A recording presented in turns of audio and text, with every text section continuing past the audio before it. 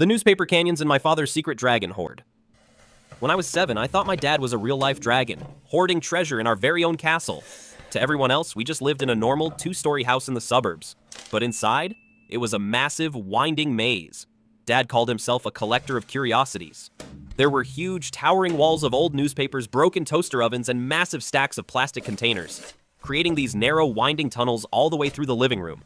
I thought it was the absolute coolest indoor playground ever. I would army crawl through the cardboard canyons, pretending I was exploring ancient ruins. If my friends at school talked about building blanket forts, I'd just laugh. I lived in a permanent fortress. Dad had one strict rule though: nothing leaves the museum.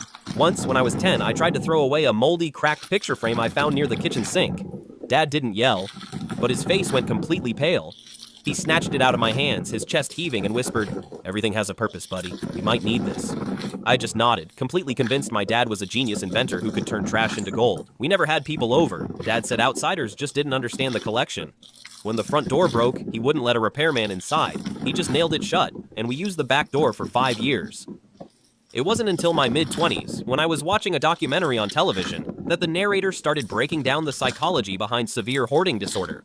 They talked about the extreme emotional attachment to objects, the absolute inability to discard anything, the crushing, paralyzing anxiety.